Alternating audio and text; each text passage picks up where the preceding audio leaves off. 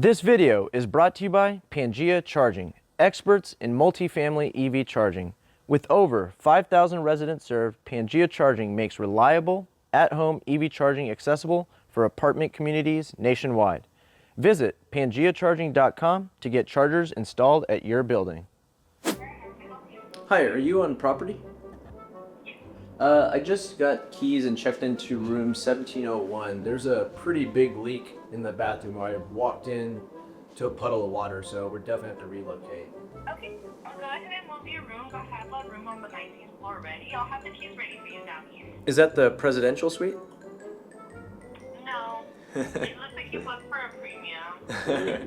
But it's probably the next best thing, right? Better than this room? We have you, yeah. All right. I'm driving 2,198.2 miles in my fully electric Ford F-150 Lightning, leaving from right here in Houston, Texas to Portland, Oregon. I'm Anup Parikh. I'm the proud business owner of Pangea Charging, a national EV charging installer and service provider. This is my business in motion. Let's go.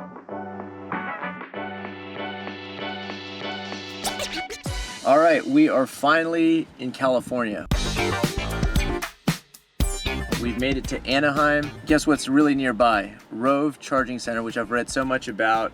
It's been like over a year since they've been open now. I want to go check it out, so we're gonna go get a first impression, get some fuel, maybe get this truck its first bath, and yeah, let's go check that out right now.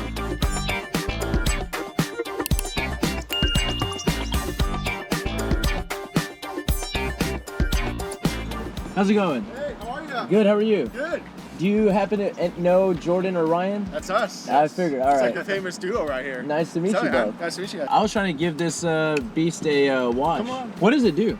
How is it touchless? It's so it measures the distance of the vehicle through like a scanning process, and then it's mostly chemical and then high pressured water all the way across it. It's really cool. All right. Come on in, we'll get you hooked up. Cool.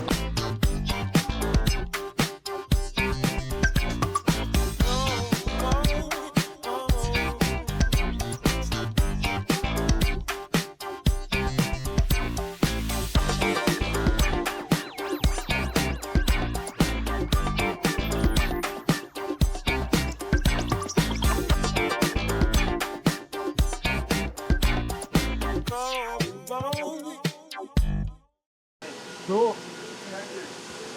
So this location has two ways to pay.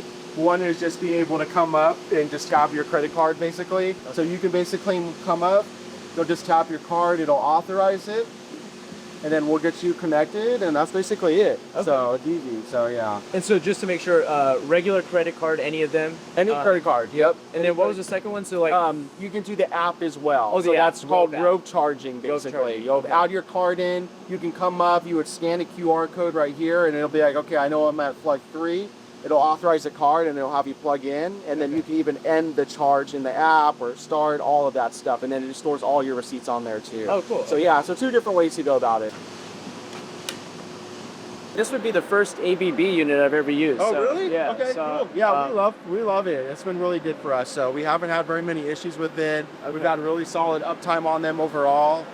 So it's been very phenomenal for us. So it's just good. And I'm totally just guessing other 350 kilowatt speeds, I would assume are same across hardware. So it's, I'm just gonna guess 30 minutes or whatever. Yeah, on average that we see here of our customer is right between 28 to 30 minutes or so. Okay. They come in, connect, go in the store, use the bathroom, use facilities, and then they're usually done charging. Wow. Okay. Yeah. Now if they come in at 0, they kind of get to 100, as you probably know. Once you get to 80, Right. it really drops dramatically, But a lot of time on average, it's right around 28 to 30 minutes that we see our customers here. Okay. So do y'all push people out after 80% or no? No, so you can go all the way to 100. There's no problem with that. We don't have like what you call idle fees, anything like that on this side. On the Tesla network, they do their own thing, so they'll have like $1 a minute after you hit 100 if you're just hanging out here. But on our side, we own our equipment here, we operate it, so no, you can hang out. I mean, I have customers that go work on the lounge and do stuff and all that. And if we get filled up, then we'll ask the customer to move if it's completely full.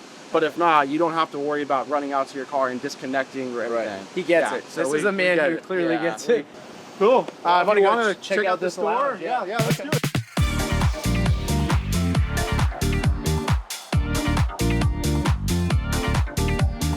This is our lounge area here. So it's open 24 hours a day with Wi-Fi. We've got 4 bathrooms back there. The TV's going so that we can play sports to our customers. We get requests on baseball, football, whatever. So whatever a customer is looking for, we'll do basically. I'll show you the store too. So our partner is Gelson's.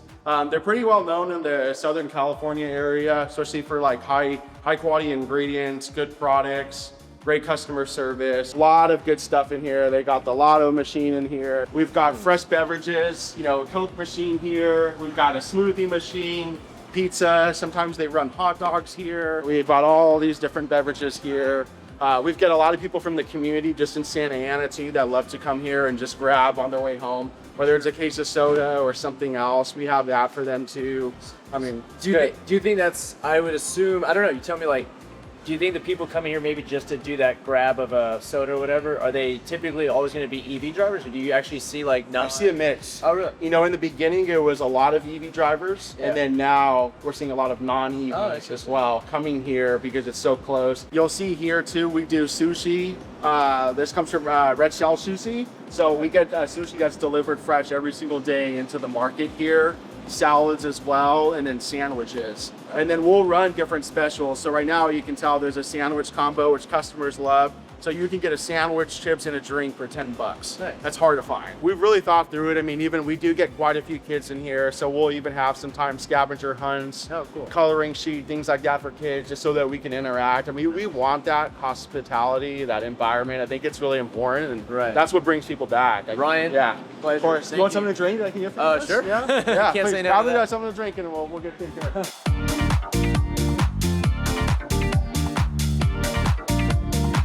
It's nice and cold.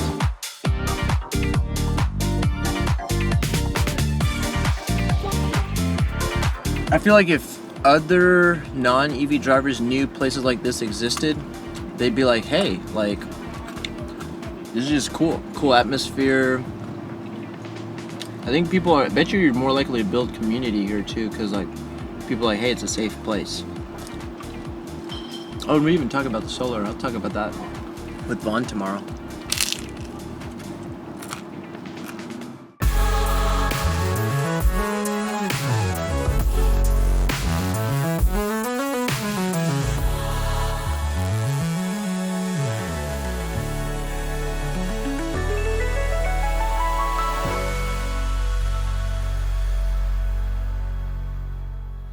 So what do you actually almost brand this center as? I mean, I feel like I know it, but I want to hear from you. So yeah, I'll just ask you before I say it. Yeah, so this is Rove, a full service EV charging center. Okay. So we paired ultra fast chargers with on-site amenities. So we have a car wash, everything from touch to touchless. Yep. Our lounge, which is 24/7 access. So you have, clean restrooms, vending, AC, which is really nice during the summer months. Wi-Fi, and then we partnered with Gelson's. Right. They're a very well-known local grocer, so a small format grocery store. You can get your sushi from, coffee, your everyday snacks that you like. It really has everything for an EV charger who'll be here for 15 to 20 minutes. Right. Which I will say, if you're watching this and you come visit, my personal favorite now that I've experienced Gelson's is the spicy chicken quinoa salad or bowl. Okay. Filling, healthy, because that's the big thing. We've been driving so many, at this point, 2,000 miles, and you're subjected to just all fast food. Exactly. And I get it. That is like, some people love it, but it's like, you can't do that consistently, and that shouldn't be your only option. So. Yeah. So yeah, you have a little bit of everything in here. You have, fresh salads, sandwiches, sushi. So not your average gas station sushi. Right. You can trust in this area. I think Gelson sushi is pretty well known for being, high quality and really delicious. Every time I come in, I'm like, there's just a happy kind of spirit and energy to this place. Yeah. Which cannot be said for other fast charging centers. It feels spooky sometimes. I've obviously been doing a lot of driving through this road trip, stopping at fast chargers through the night. But I feel like even at night, this would be a very pleasant experience because it's well lit. You got other people. It's just set up that way. So yeah, you're not charging alone. There's security on site. But I like how you said, just like good energy. I think that's just a testament to our on-site team, the charging support teammates. They're here not only to help with like cleanliness and help with queuing, but just welcoming you and being a familiar face while you're charging. Right. Yeah, and literally good energy, figuratively and literally. Yeah, so. exactly. One thing I'm curious about is just in the industry, I'll see in where I'm at in Houston, Texas, there are national big players setting up fast charger sites. And what I've noticed is they put up, call it 6 or 12 or 20 ports. They'll do a ribbon cutting ceremony, and then I'll show up 2 weeks later. That site's like, oh, it's kind of dead. Mm-hmm. And I've often asked the question, how much marketing goes into this? So I'd be curious your take, Hope, on how this place gets marketed continuously, not just from opening day last October, but continuously. Yeah. So I think from the start, what really set us apart was us being very active in the EV community. So when we were still leveled here, I was going out to EV clubs, meetups, we were at Electrify Expo, just being very proactive and engaged in the community. Okay. So continuing and fostering those relationships all the way to now that we have a center. So we've hosted a front retreat here, EVs and dogs.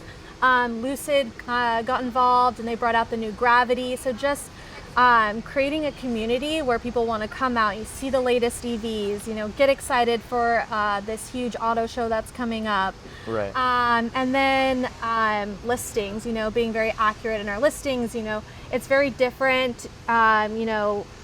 Maybe it'll market a McDonald's is across the street or, a restaurant. But in your listing, you'll say that. No. But in other listings, ours is, we have, on-site access, to the restroom, recharge market. You're not having to cross the street right. to get to these places that are marketed in their listing. Right. With ours, it's here on property. What are y'all doing, if anything, around loyalty or memberships? Because I noticed yesterday it was 50 cents per kilowatt hour. Tell me if that's always consistently the price.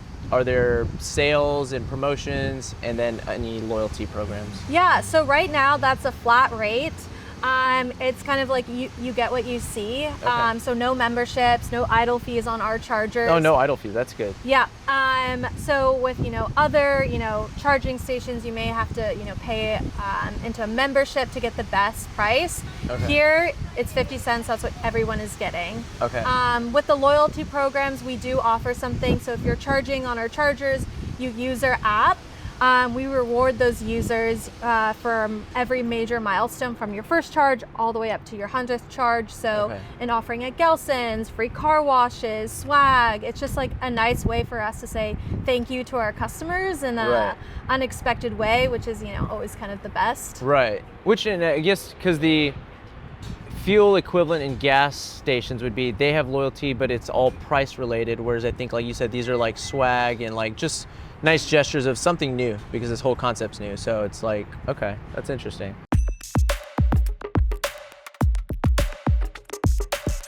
All right, we are on day 10 of this road trip from Houston to Portland. Been checking out Rove, pulled up to their newest second location here in Costa Mesa, actively under construction. You can obviously tell they've got their branding around here. The solar canopy's up. We're gonna try to sit down with their COO, Vaughan. Let's go speak with Hope and then eventually Vaughan. Hey. All right, we made it. Welcome to Rove Costa Mesa. Thank you, I appreciate that. Love checking, there we go, gotta be safe. I've had too many injuries in my life to not want to play it safe. Oh no, we don't want to hear that. Yeah. Let's check out your newest digs. Yes, come on in. So similar footprint to Santa Ana with the number of chargers, under solar shade structure, well lit. We'll have our on-site team, security. I don't think we actually touched on this, but we also have the windshield cleaners as well. At this one, or even? At both locations. Okay, because I was gonna add, that was actually, as I was driving, I was like, I need to wipe my windshield. So y'all have squeegees that? Yes. Yeah, okay. And then, so at that location, we also have vacuums and free air with the car wash. Right. This center won't have a car wash, but we'll still have our Recharge Market by Gelson's. Okay. It'll have a hot food bar, an even larger beverage section.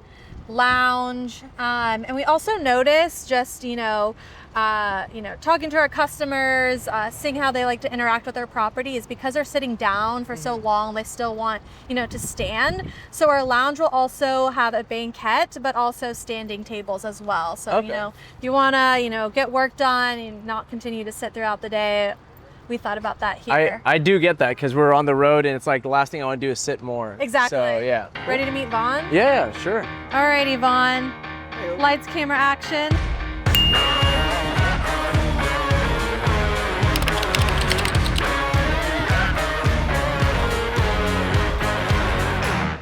So the last stop before arriving in LA was Baker, California. Okay. Electrify America has a center, Tesla all next door. But there's something like, I call it spookier ear. It's just like, oh, okay, like they threw these chargers, I'm just out here, like middle of nothing. There's nothing to do, there's not people to see. And I don't feel like there's interaction because people are like, who's that person, right? It's just, you're creating a bit of a divide. Yeah. Whereas when you put something like this together, it's like you're walking in, this seems friendlier. I told Hope like the energy's right. Right. And so. No pun intended. Yeah, exactly. Gotcha. And so, yeah, it's just, I think fast charging hosts should have more of this full service experience than just like in a parking lot. Well, I think you're speaking to our origin story. We had 4 respective industry leaders and they all got together and realized that they were experiencing the same hardships. It was lack of availability or deteriorating conditions, no amenities, lack of safety, cords that didn't reach all the way, machines that were broken. So we tried to solve all those with our Rove centers, and I think you've seen demonstrations of each of those aspects. One thing that really comes to mind, because the industry I'm in, I am installing charging stations, but I collaborate and speak with all these people in the L3, level 3 DC fast charging space. There's a lot of talk of where you should put these sites. So I'm kind of intrigued. Can you tell me, is this a scientific approach of how you pick your sites? Or it's like, hey, there's a plot of land, it's for lease. I think there's enough EVs, it's Southern California, let's go. One of our market differentiators is that we spend a lot of time analyzing the demographics and the analytics, so we understand where's the high propensity of EV registrations, how proximate to the freeway off-ramp is it? Is it an opportunity for urban infill where there's a lot of high density residential? Residential like that apartment complex, they probably have 5 EV chargers for 200 units. Exactly. So, there's an opportunity there. So we spend a lot of time looking at that Venn diagram of where's the energy supply, where's the demand, what's the geographical proximity to major thoroughfares, and then we focus in on the land, and then we reach out to the potential landowners. And also, is there a synergistic surroundings around us? What other amenities are there that we can leverage? We have some sites that are next to Chick-fil-A, which is like a cultural phenomenon, so there's always going to be a line there. We're going to bring our own line, so it's good cross-marketing. Even Goodwill as a partner, their parking lot's been full ever since they opened. And so, you have 29 minutes to spend while you're charging. Pop over, check out a few racks, and get a new outfit for the night. I literally thrifted gear for this trip, so I said that's an awesome thing to have next door. So yeah, I love the play of sustainability and things that just complement each other. Sure. So can you tell me about the solar arrays here? Part of me was kind of like put a smile on my face yesterday. Oh, did I just charge? Am I driving on sunshine now? Because you'll get pushback now. That's of like, a good motto. Did you trademark that? I don't know. I'm driving on sunshine. Registered trademark pending. People say, oh, you're driving on fossil fuel, right? You got electricity, but how did you get that? So I'm curious, real time, like I am not a solar expert. So where does this solar go? Is it right into the cords? Is it in battery storage and it sits for night charging? Great question. So we have over 400 modules on the shade canopy, so it serves dual purposes. It provides shade for the customers. It's also generating electricity, as you mentioned. It's over 200 kilowatts, and it's also bifacial. So not only is it collecting on the front side, but it's generating on the back side as well. And so, for example, if you have a white car, which increases albedo, you'd see an uptick in the backside generation. So hopefully you have more and more white cars here. So the reflection from the car is feeding the bottom side of that. It's called the albedo. So the darker it is, the more absorbs the diffused energy. But if it's like white, like this, it'll reflect it more. So that increases the backside generation. But the whole electrical kit is integrated. So it's the battery, it's the modules, and so we use the battery to do kind of load shifting, where we take energy from the grid when it's at its peak, and then put it back into the chargers and the grid at night when it's so it kind of creates a grid stability situation. But yeah, it's all fully integrated, and it's part of our approach here. So the Tesla ones, are they paying almost rent to be here because you're providing a full service experience? So in Santa Ana, where you were yesterday, we're leasing that equipment. So it's 28 Tesla chargers and then 12 ABB chargers. Okay. And so they provide a whole spectrum of charging opportunities. We know from our research that the preponderance of EV owners in this region drive Teslas. So we cater to the Teslas, but we also have CHAdeMO and CCS plugs as well to serve all the other vehicles. One thing, as I was leaving the Santa Ana location, I started thinking, oh, you know, people talk about pull-through lanes. Look, I'm not towing on this trip. I don't know what the community here like is. You're close enough to the ocean, I don't know if boats and all that kind of stuff, or Sure. if you think the audience is, you're really just serving like an urban community of passenger vehicles, or have you heard of a need of like pull-through lanes? So we've actually thought a lot about pull-through lanes. In our typical urban infill site, it can be difficult to accommodate that space because it's additional space requirement. Right. We also find that not a ton of people in this environment are hauling equipment, right? Right. So, but our Palm Desert location, which I was just at yesterday, it's proximate to the freeway, and you see a lot of hauling because there's Lake Havasu and in the ocean. So we're evaluating whether or not we could accommodate a pull-through lane or two, because backing up with an EV with something behind you, try to get into that position where you can charge can be difficult. But we also provide in Santa Ana, there's a spot where you can offload and unhitch. Okay. And then you can charge your vehicle okay. and then hitch back up again. That makes sense. Yeah. I understood this to be location only number 2, but I heard Palm Desert, so I didn't even know there's more. Yeah, we have a robust pipeline. The projects that are most near term are Corona, Torrance, Palm Desert, as you mentioned, Long Beach and Oceanside. So those are in various stages of entitlement and permitting. And then we have another set of projects behind that is also in various stages of land lease negotiations, permitting, entitlement, et cetera. So it's a process depending on what the use is and what the zoning is to get a project from soup to nuts, but we have we're always looking for new sites, and then we have sites that are constantly maturing within our pipeline. Well, when is this going to be all said and done and ready for the first EV? Sure, yeah, our target right now is the end of this year, beginning of next year, at the latest. So you can see it's coming together pretty nicely. We have all our charge posts installed, all the undergrounds are done. It's just a matter of kind of finishing off the surface, some of the grading, pouring, and then the Gelson's build out as well. So as an executive in this space now, I know it's like newer, maybe a little different from the solar. So having seen the solar and now EV charging, what are your thoughts of where this industry goes in like the next, let's call it 2 years? There's a lot of instability right now. Do you think this does continue to grow, that we're not going back to like, internal combustion? Do you think there's more of this? Do you think there's like a lot of level 2s in every building? Do you have hope for, I assume you have hope for this industry, but. Yeah, I think our mentality as a company in general is if you build it, they will come. We think that EV vehicles have a lot of upsides, and we think that leveraging renewable energy, which is relatively fixed pricing, has its benefits versus tying yourself to fossil fuels, which fluctuate and have volatility. Yeah. We think that some people are hesitant to buy an EV because they're not sure how the charging infrastructure will support their daily needs, and so that's what we're trying to solve for is making the experience more enjoyable, more practical, and we think that the more we do, the more you'll see an abundance of EVs out there. I mean, Rivian's having Cadillac's new product is a great product. I mean, there are a ton of good options out there in the EV world. So as you know from driving the F-150, it's a great product. Right. Less maintenance, and it's just kind of fun to drive. Do you want a little tour of inside? Sure. Yeah, that works.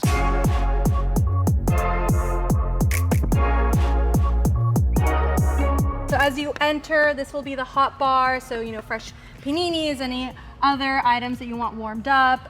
Here will be all the, the grocery, the snacks, fresh sushi, fan favorites. And then in the back, we'll have our beverage section.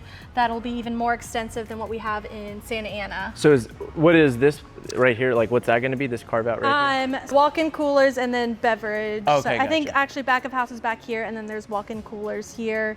So you can grab, your cold drinks. So what's the square footage of this indoor space? I think the building footprint is roughly 5,500, 5,000 square feet. 5,000 square feet. Okay. And then it's, I think that includes our lounge and bathrooms. All these upcoming locations you have coming up, is it essentially a copy and paste of like, hey, we've got the drawings and we just find new locations to throw them down on? Yeah, not necessarily. So we have our flagship project in Santa Ana, but then dependent upon the location are built out as bespoke. So depending on the footprint of the land that we're contending with, depending upon the demographics around us and what other amenities might already be existing, we're not going to open a Gallison's right next to an existing Whole Foods, right? Right. We sort of analyze our environment and then make an informed, educated decision about what makes the most sense to serve the people, to serve our community. One question that was lingering in my head, so company culture, like I said, I've gathered that energy. For people who are watching this, like, hey, I want to, just spitting out a lot of stores and you got to hire people and staff. I noticed speaking with some of the team that a lot of them have come from like hospitality, food. Can you tell me, one, maybe just how you look at hiring people, and maybe the folks watching, like, who are you looking for? Sure. How do they get involved with Rove? Well, I think we're looking for the cream of the crop in their respective fields. Sure. We are an amalgamation of technical, marketing, creative, service industry. I come from a renewable energy EPC parlance with a background in infrastructure and civil. But we do have job postings on. Where do we post our jobs predominantly? RoveCharging.com/careers. Right, Okay. so that'll be our career opportunities there. But anyone that's sort of, like-minded into renewables, enjoys the experience, welcome to check the website and see if we're currently hiring. So like you said, we have a wide variety of needs at different times depending on where we are in our project phasing.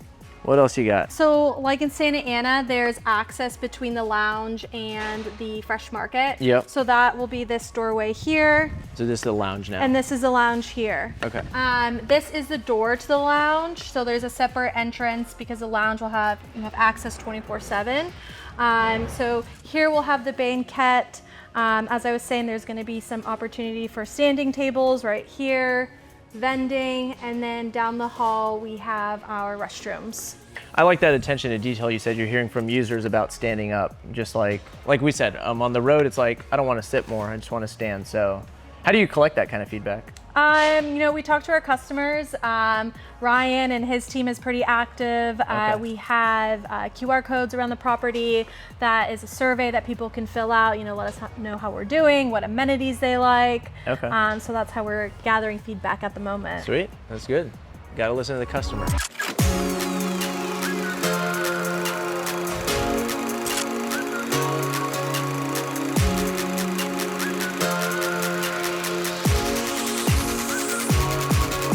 Well, thanks so much for the tour, all the hospitality. It's been a great experience to, like I said, I've been reading about this, knowing some of the founding team, and just reading about this since, 2022 or so. So it's cool to just be stepped in and then even see y'all, again, building more. So appreciate it. Yeah, thank you. Taking time out of your schedule to Yeah, come by and see of us course. last night and today. Yeah, thank There's- you. You're welcome anytime. Yeah, need to stop somewhere between now and Portland, so.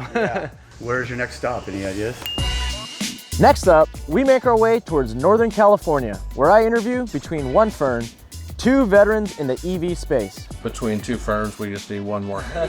We talk about the importance of interoperability and have fun pitching ideas and the importance of EV charging ahead of World Cup 2026. You won't want to miss this amped up conversation.